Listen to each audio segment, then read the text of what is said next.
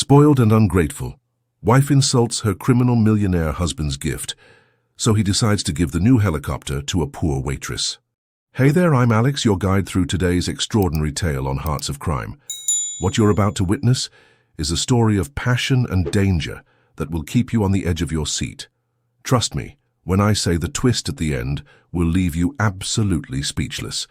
If you enjoy these forbidden love stories, please hit that like button and drop a comment below sharing your thoughts. Make sure to subscribe and turn on notifications so you never miss our daily uploads of these incredible stories. Stay with me until the very end. I promise the conclusion will shock you in ways you can't imagine. So sit back, relax, and enjoy today's episode. Have a wonderful day, and may God bless you and your family. Samisunva Part 3. 3 months into her new position, Izzy had settled into a routine that still occasionally felt surreal. Her tiny apartment had been traded for a secure company loft, closer to Wellington Enterprises. Her grandmother had been moved to one of the city's top medical facilities, and her wardrobe now consisted of designer pieces that she still couldn't believe belonged to her. More surprising than these external changes was how quickly she had adapted to Garrett's world.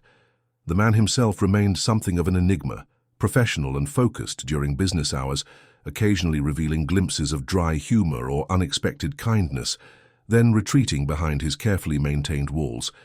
What had become increasingly clear, however, was the nature of the diverse business interests he had mentioned during their first interview.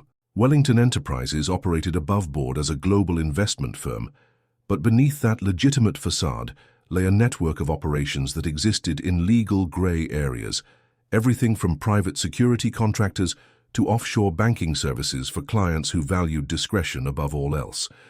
None of it was explicitly illegal, as Garrett had promised, but much of it walked a fine line. Izzy had been relieved to discover that her role kept her mostly on the legitimate side of the business, though she occasionally glimpsed the shadows that Garrett navigated with practiced ease. "Ms. Perez," Garrett's voice came through the intercom on her desk, interrupting her thoughts. "Could you join me in my office, please?" Izzy gathered her tablet and entered Garrett's office to find him standing by the window, his posture tense. On his desk lay several photographs spread out like a morbid deck of cards. "Close the door," he said without turning. Izzy complied, a sense of unease creeping up her spine. "Is something wrong?" Garrett finally turned to face her, his expression grim. "But I've recently become aware of some concerning surveillance. It seems that someone has been watching you." Cold fear washed over Izzy. "Watching me? Why?" "To get to me." Garrett gestured to the photographs on his desk. "These were taken over the past week. My security team intercepted them this morning." With trembling hands, Izzy approached the desk. The photographs showed her going about her daily routine, entering her apartment building, visiting her grandmother at the medical facility, even having coffee at her favorite cafe. In each image, a small red marker had been drawn over her heart. "Who would—" Her voice faltered. "I have my suspicions," Garrett said, his voice hardening. "A rival organization has been trying to move into my territory for some time. Their leader, Dominic Reyes, isn't known for his subtlety. What does he want? The same thing most men like him want. Power, control, my client list." Garrett's jaw tightened. "He has tried various approaches over the years, from business offers to outright threats.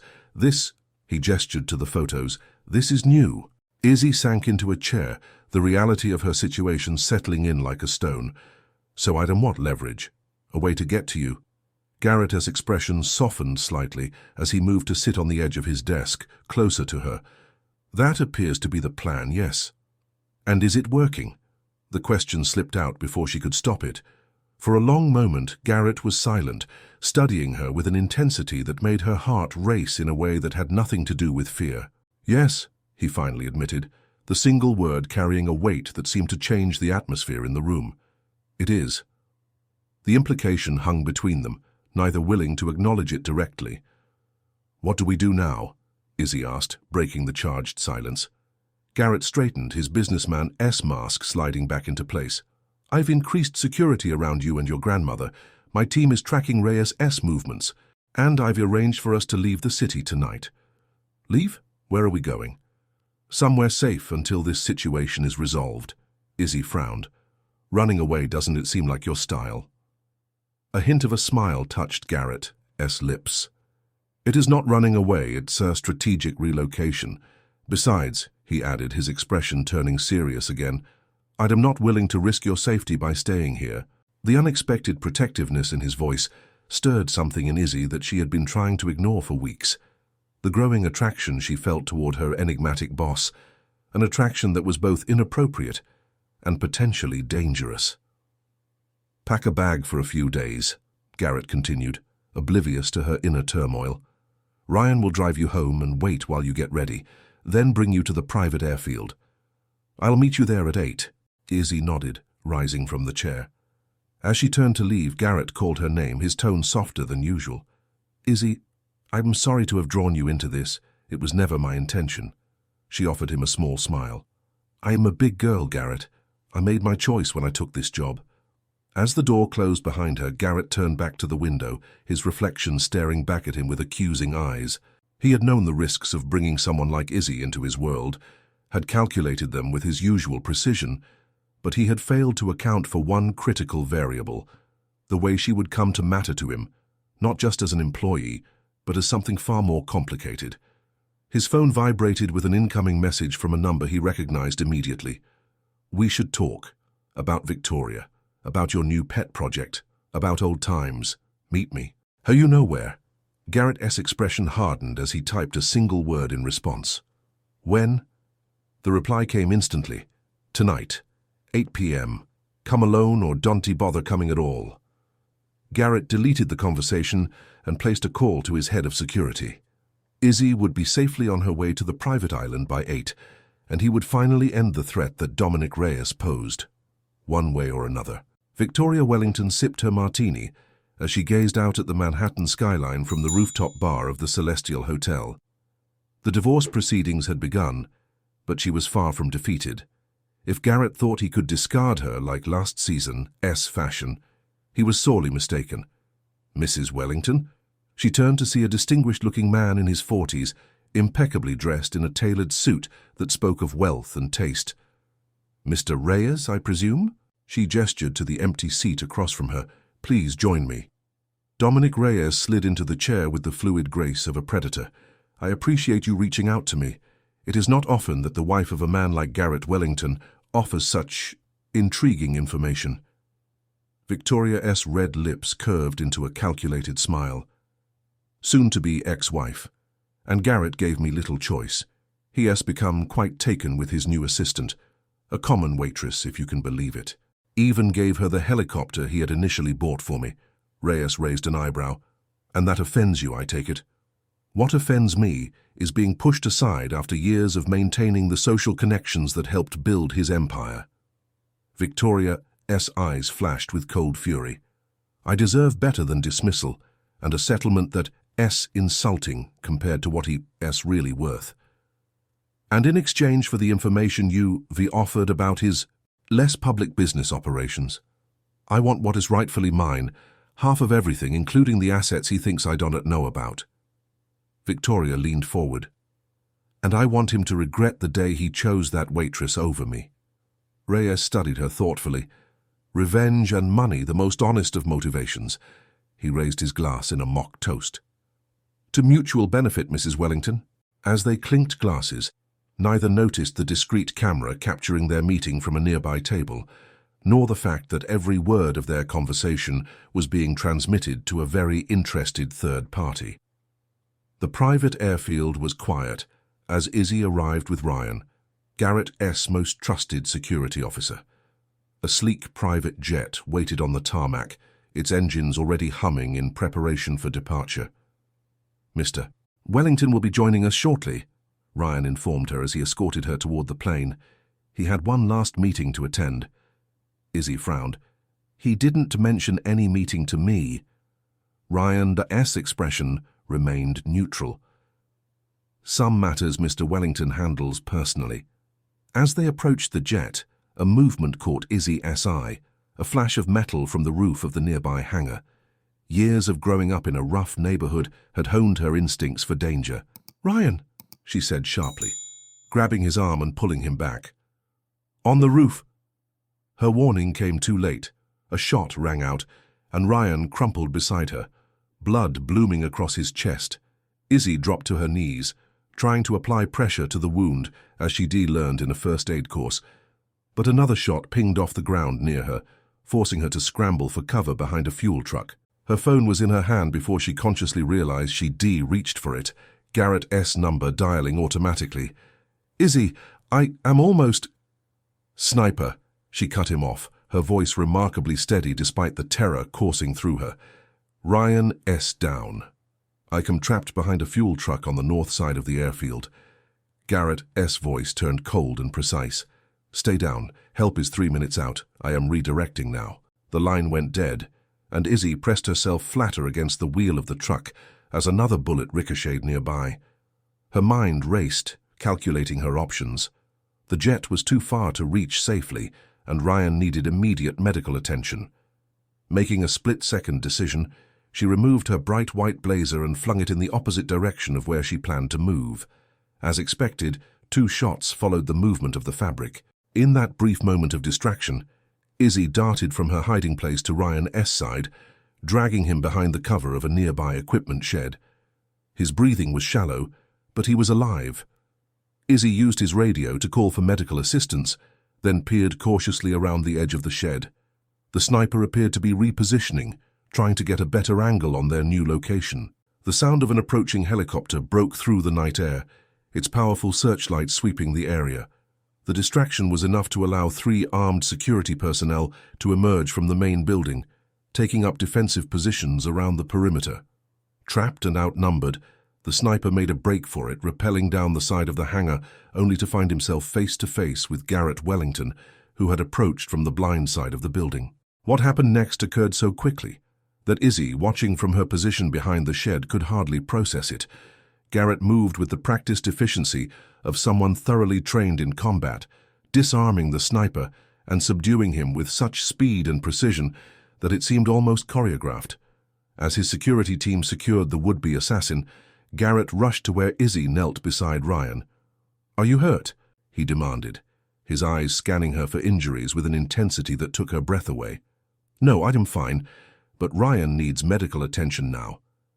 Paramedics were already approaching, and as they took over Ryan's care, Garrett pulled Izzy to her feet and into a tight embrace that surprised them both with its desperation. "I should never have left you," he murmured against her hair. Izzy pulled back slightly to look at him. "Who was that? One of Reyes' men?" A cold smile crossed Garrett's face. "Yes, and he's going to tell us exactly where to find his boss." The helicopter sliced through the night sky, its sleek form barely visible against the darkness. Inside, Izzy sat beside Garrett, still processing the events of the past few hours. "You're awfully quiet," Garrett observed, his voice carrying easily through the headset she wore. "I's trying to reconcile the businessman I've been working with for the past 3 months with the man I saw take down an armed assassin like it was nothing," she replied honestly. Garrett's expression remained unreadable. "Before I built Wellington Enterprises, I worked in private security, specialized operations. Military? Something like that." His tone made it clear that was all the explanation she would get, for now. Izzy changed tactics. "Where are we going?" "This isn't the way to the airport." "No, it has not." Garrett checked something on his phone while we were making a slight detour. "To where?" "To meet Dominic Reyes." Izzy stared at him in disbelief. "The man who just tried to have me killed. Are you insane?" "Possibly," Garrett admitted with a grim smile. "But Reyes wasn't working alone. The sniper gave up some very interesting information about a certain partnership." Realization dawned on Izzy. "Victoria, my soon-to-be ex-wife, has apparently been sharing details about my business operations with Reyes in exchange for a better divorce settlement and, it seems, some personal revenge. Against you, and against you." Garrett's jaw tightened. She took particular offense to the helicopter. Despite everything, Izzy couldn't help the small laugh that escaped her. The helicopter you mentioned giving to someone else? You gave it to me? It was supposed to be a surprise once you had completed your pilot training. Izzy's heart skipped a beat at the implication that he had been planning that far ahead for her future. Pilot training. You mentioned once that you always wanted to learn to fly. Garrett shrugged as if it were a small thing, rather than one of the most thoughtful gestures anyone had ever made for her. It seemed like a practical skill for my personal assistant to have. Before Izzy could respond, the helicopter began its descent toward a gleaming rooftop helipad atop what she recognized as the Celestial Hotel. "What exactly is the plan here?" she asked as they touched down. "Reyes and Victoria are meeting in the rooftop bar to finalize their arrangement. We were going to join them." Garrett Ewing's smile held no warmth. "I think it is time for a family reunion, don't you?" The Celestial's rooftop bar fell silent as Garrett and Izzy entered. Victoria Dewey's face drained of color at the sight of them, while Dominic Reyes maintained his composure, though his hand moved subtly toward his jacket. "I wouldn't Garrett said quietly, his eyes fixed on Reyes. "My security team has the building surrounded, and they were quite eager for an excuse to come in." Reyes slowly raised his hands in a gesture of surrender, though his smile remained confident. "Garrett, what an unexpected pleasure. We were just discussing you. I'm aware." Garrett guided Izzy to their table and pulled out a chair for her before taking his own seat. "Your sniper was quite informative before my team handed him over to the authorities." Victoria P.'s eyes darted between Garrett and Reyes, panic beginning to set in. "Garrett, this isn't what it looks like. It looks like my wife conspiring with a known criminal to sabotage my business and possibly arrange my murder," Garrett interrupted calmly. "Did I miss anything?" "Ex-wife," Victoria snapped automatically, then seemed to realize her mistake as Garrett's eyebrow raised. "Not yet, though after tonight I imagine the divorce proceedings will accelerate considerably." Garrett turned his attention to Reyes. "As for you, Dominic, I'm disappointed. I expected more subtlety from someone of your reputation." Reyes spread his hands in a gesture of resignation. "What can I say? Your wife is very persuasive. And now, very much, your problem." Garrett placed a flash drive on the table. "This contains evidence of your various illegal operations in my territory, as well as a recording of this entire meeting. I've arranged for copies to be sent to several interested parties: law enforcement, rival organizations, certain government agencies, unless you meet my terms." Reyes' confident smile faltered. "What terms?" "You leave my territory permanently. You never contact me, my associates, or especially Ms. Perez again, and you take Victoria with you." Victoria gasped. "You can be serious." "Dead serious," Garrett cut her off, his voice cold. "You chose your side, Victoria. Now you get to live with the consequences." Reyes studied Garrett thoughtfully. "And if I agree to these terms, then the evidence remains sealed. You get a fresh start somewhere far from here, with a beautiful companion to ease the transition." Garrett glanced at Victoria with thinly veiled contempt. "Though I should warn you, her loyalty is somewhat flexible." Victoria's face contorted with fury. "You bastard! After everything I attempted to have me killed."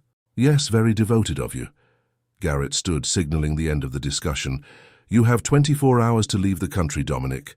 I want to make this offer twice." As Garrett guided Izzy from the rooftop bar, she couldn't help glancing back at Victoria, whose perfect facade had crumbled into desperate anger. For a moment, Izzy almost pitied her, a woman who had possessed everything and valued none of it. "Will they actually leave?" she asked as they entered the elevator. "Reyes is many things, but stupid isn't one of them. He knows when he is beaten. And Victoria?" Garrett's expression hardened. "Victoria will adapt. She always does. The important thing is that they'll no longer be a threat to us." The way he said "us" sent a warm current through Izzy's body, reminding her of their unfinished moment in his office earlier that day. "So what happens now?" she asked, her voice softer than she intended. Garrett looked down at her, his usual mask of control slipping just enough to reveal the depth of emotion behind it. "Now," he said, reaching out to tuck a strand of hair behind her ear. We finally take that helicopter ride I promised you. 1 year later, the private island emerged from the ocean like a jewel, its white beaches and lush greenery gleaming in the morning sunlight. Izzy guided the helicopter toward the landing pad with practiced ease, the controls now as familiar to her as her own hands. Below, she could see Garrett waiting on the veranda of the beachfront villa, his tall figure relaxed in a way that still surprised her sometimes. The past year had changed them both in ways neither could have anticipated. After the confrontation with Reyes and Victoria, Garrett had made significant changes to his business operations, divesting from the more questionable ventures and focusing on legitimate investments. The transition hadn't been without challenges, but his reputation for ruthless efficiency had eased the process considerably. For Izzy, the changes had been equally profound. She had completed her business degree with Garrett's unwavering support and now managed a charitable foundation established to provide medical care for families in need, inspired by her grandmother's journey. And somewhere along the way, their professional relationship had evolved into something deeper, more meaningful than either had dared to hope for. As Izzy set the helicopter down with perfect precision, she couldn't help but smile at the irony of it all. A spoiled woman's rejection of an extravagant gift had set in motion a chain of events that had led her here, to a life she couldn't have imagined when she was serving late-night pie at Joe's all-night diner. Garrett approached as she powered down the engine, his face breaking into a rare, unguarded smile that was reserved solely for her. "Perfect landing," he said, offering his hand to help her down. "Ivy created a monster." Izzy laughed, accepting his hand but using the momentum to pull him closer. "You love it." "I do," he agreed, his expression turning serious as he gazed down at her. "I love you." The words, still new enough to send a thrill through her every time she heard them, warmed her heart. She stood on tiptoe to press a kiss to his lips. "Enough to tell me why we really here. This mysterious trip has... Garrett Wellington is up to something, written all over it." He chuckled, taking her hand and leading her toward the beach. "Can't a man simply want a weekend away with the woman he loves? A normal man, maybe. You never do anything without multiple reasons." They reached a stretch of pristine beach, where a picnic had been laid out on a blanket, complete with champagne chilling in an ice bucket. "Very romantic," Izzy observed, eyeing him suspiciously. "What is the occasion?" Instead of answering, Garrett reached into his pocket and lowered himself to one knee on the soft sand. "Garrett?" Izzy's breath caught as he opened a small velvet box to reveal a stunning sapphire ring surrounded by diamonds. "1 year ago, you took a chance on a man with a complicated past and an uncertain future," he said, his voice steady despite the vulnerability in his eyes. "You saw through the walls I'd built and changed my life in ways I never thought possible." "I can't imagine my world without you in it, Izzy Perez. Will you marry me?" Tears blurred Izzy's vision as she nodded, words momentarily beyond her. "Yes," she finally managed, her voice thick with emotion. "Yes, I'll marry you." As Garrett slipped the ring onto her finger and rose to pull her into his arms, Izzy thought of the twisted path that had led them here. From a chance encounter in a late-night diner to this perfect moment on a private beach. Life rarely followed a straight line.